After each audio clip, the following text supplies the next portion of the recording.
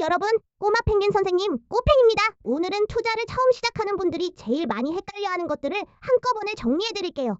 ETF, 펀드, 채권, 이 세 단어 뉴스에서 엄청 많이 나오는데 막상 이게 뭐야 하면 설명하기 어렵죠? 오늘 꼬팽이랑 같이 이 세 가지를 완벽하게 정복해봅시다.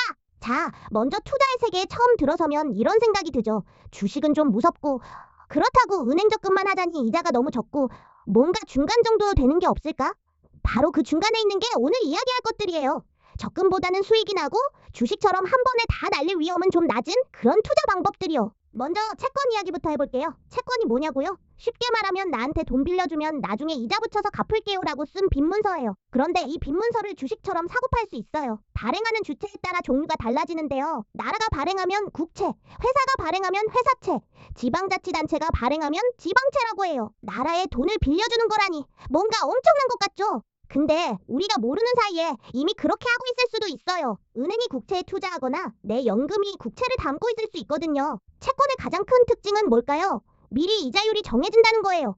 예를 들어 정부가 연 3%, 10년 만기 국채 발행합니다 하고 하면 내가 이걸 사면 매년 3% 이자를 받고 10년 후에 원금을 돌려받는 거예요. 주식처럼 오를까 내릴까 불확실한 게 아니라 얼마 받을지가 처음부터 정해져 있는 거죠. 그래서 채권은 안전자산으로 불려요. 특히 국채는요. 나라가 망하지 않는 한 돈을 돌려받을 수 있으니까요. 미국 국채는 전 세계에서 가장 안전한 투자 자산 중 하나로 꼽혀요. 세계가 불안해지면 사람들이 다 미국 국채로 달려가요. 여기다 넣으면 일단 안전하다는 인식이 있거든요. 그럼 채권에도 위험이 있냐고요? 물론 있어요. 두 가지를 알아야 해요. 첫 번째는 금리 위험이에요. 채권 가격과 금리는 시소처럼 반대로 움직여요. 금리가 오르면 채권 가격이 내려가고 금리가 내려가면 채권 가격이 올라요. 왜냐고요? 만약 내가 연 3% 채권을 갖고 있는데 시장 금리가 5%로 올랐다면 이제 새로 나오는 채권은 5%를 줘요.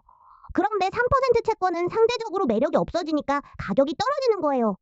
반대로 금리가 1%로 내려가면 내 3% 채권이 훨씬 매력적이니까 가격이 올라가고요. 두 번째는 신용 위험이에요. 회사채의 경우 그 회사가 망하면 돈을 못 받을 수도 있어요. 그래서 재정이 불안한 회사일수록 이자를 높게 줘요. 이른바 정크본드, 하이힐드 채권이라고 하는 것들이에요. 위험을 감수하는 대신 이자를 더 드릴게요 하는 거죠. 투자할 때는 신용 등급을 꼭 봐야 해요. AAA가 최고 등급이에요. 자, 이제 펀드로 넘어가 볼게요. 펀드가 뭐냐고요?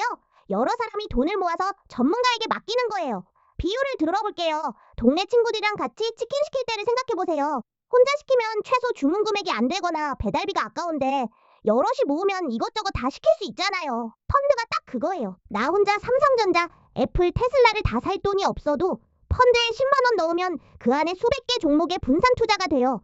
펀드 매니저라는 전문가가 어디에 얼마씩 넣을까 연구하고 판단해주는 거고요. 펀드의 종류는 엄청나게 많은데요. 주식에 주로 투자하면 주식형 펀드, 채권에 주로 투자하면 채권형 펀드, 둘 다 섞으면 혼합형 펀드예요. 그리고 어느 지역에 투자하느냐에 따라 국내 펀드, 해외 펀드, 신흥국 펀드 등으로 나뉘기도 해요. 펀드의 단점은 뭐냐고요? 수수료예요. 펀드 매니저를 고용하는 비용, 운영 비용이 다 수수료로 나가요. 보통 연 1에서 2% 정도 돼요. 처음엔 별거 아닌 것 같아도 복리로 계산하면 20에서 30년 후에는 엄청난 차이가 나요. 실제로 연구 결과를 보면요. 미국에서 펀드 매니저가 직접 종목을 선택해서 운용하는 액티브 펀드 중에서 10년 이상 장기적으로 S&P 500 지수를 이기는 게 20%도 안 된다는 통계가 있어요. 즉, 전문가가 열심히 관리해도 대부분은 그냥 시장 평균을 못 이긴다는 거죠. 이 이야기가 ETF로 이어져요. ETF! 이게 요즘 진짜 핫한 거죠. ETF는 Exchange Traded Fund의 약자예요. 한국말로 하면 상장 지수 펀드. 펀드인데 주식처럼 거래소에서 사고 팔 수 있어요. 일반 펀드는 은행이나 증권사에 가서 신청하고 가입하고 판매도 며칠 걸리고 복잡한데요. ETF는 주식 계좌에서 그냥 주식 사듯이 클릭 한 번에 살 수 있어요. KODX 200 같은 ETF는 코스피 200 기업들 전체에 투자하는 효과를 내는데 주식처럼 장중에 실시간으로 사고 팔 수 있어요. ETF의 가장 큰 혁명은 패시브 투자를 대중화했다는 거예요. 패시브 투자가 뭐냐면 전문가가 알아서 고르는 게 아니라 그냥 지수 전체를 따라가는 거예요. S&P 500 ETF를 사면 미국 500대 기업 전체에 투자하는 효과가 나요. 특별한 분석 없이 미국 경제 전체에 베팅하겠다는 거죠. 수수료도 엄청 싸요. 일반 액티브 펀드가 연 1에서 2%라면 ETF는 0.1% 이하인 것도 많아요. 세계에서 가장 큰 ETF인 SPY S&P 500 ETF는 연 0.09% 수수료예요. 어마어마한 차이죠. 그럼 여기서 ETF의 역사를 잠깐 보면요. ETF의 아버지라 불리는 사람은 존 보글이에요. 뱅가드 vanguard라는 자산운용사를 만든 사람인데요. 1976년에 인덱스 펀드, 그러니까 시장 전체를 추종하는 펀드를 처음 만들었어요. 당시 월스트리트 사람들이 얼마나 비웃었는지 몰라요. 평균만 따라가는 멍청한 펀드라고 놀렸대요. 그런데 40년 후에 결과가 어떻게 됐냐고요? 뱅가드는 세계 최대 자산운용사 중 하나가 됐고 인덱스 투자는 전 세계 투자의 표준이 됐어요. 지금은 전 세계 ETF 시장 규모가 무려 10조 달러가 넘어요. 비웃던 사람들이 다 따라하게 된 거죠. 특히 유명한 이야기가 있어요. 투자의 전설 워런 버핏이 2007년에 향후 10년 동안 S&P 500 인덱스 펀드가 헤지 펀드들을 이길 것이라고 100만 달러 내기를 했어요. 당시 최고의 헤지 펀드 운용사 중 하나인 프로테제 파트너스가 받아들였죠. 결과는요. 2017년에 버핏이 압승했어요. S&P 500 인덱스 펀드가 125% 수익을 냈는데 헤지 펀드들은 평균 36%에 그쳤어요. 이제 분산 투자 이야기를 해볼게요. 달걀을 한 바구니에 담지 말라는 말 들어봤죠?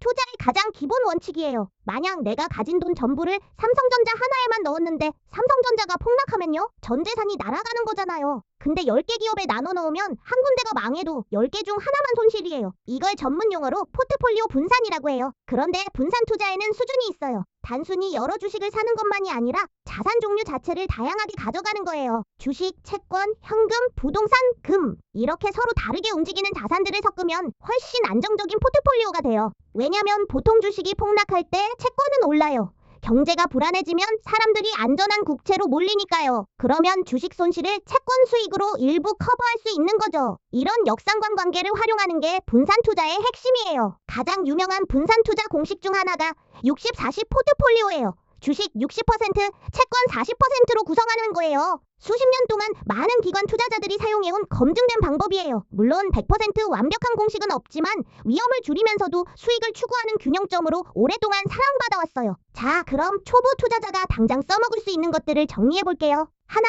처음 투자를 시작한다면 ETF부터 시작해보세요. KODX 200 코스피 200 추종, TIGER, 미국 S&P 500, 미국 대표 지수, KODEX, 미국 나스닥100 같은 것들이에요. 한 번에 수백 개 기업에 분산 투자되고 수수료도 싸고 주식처럼 쉽게 살 수 있어요. 둘, 전체 자산 중 일부는 채권 ETF나 채권형 펀드에 넣어두세요. 나이가 많을수록 채권 비중을 높이는 게 일반적이에요.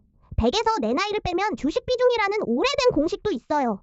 30살이면 주식 70%, 채권 30%. 셋, 한 번에 다 사지 말고 나눠서 사세요. 이걸 적립식 투자라고 하는데요. 매달 일정 금액씩 꾸준히 사면 비쌀 때도 사고 쌀 때도 사니까 평균 매입 가격이 안정돼요. 이걸 달러 코스트 에버리징 DCA라고 해요. 투자는 한 번에 대박을 노리는 게 아니에요. 시간을 친구로 만들고 분산 투자로 위험을 줄이고 꾸준히 쌓아나가는 게 진짜 투자예요. ETF, 펀드, 채권 이 세 가지가 바로 그 기초가 되는 도구들이에요. 오늘도 투자 한 걸음과 함께 해주셔서 감사합니다. 더 많은 금융 이야기는 제임중령닷컴에서 만나보세요. 유튜브 채널 업다운 대박 구독과 좋아요 부탁드려요. 내일도 만나요. 이잖아 그냥 뛰는 거잖아. 근데 왜 자꾸 눈이 가? 숨이 차는 게 넌 때문일까? 아닌 건 나도 알아.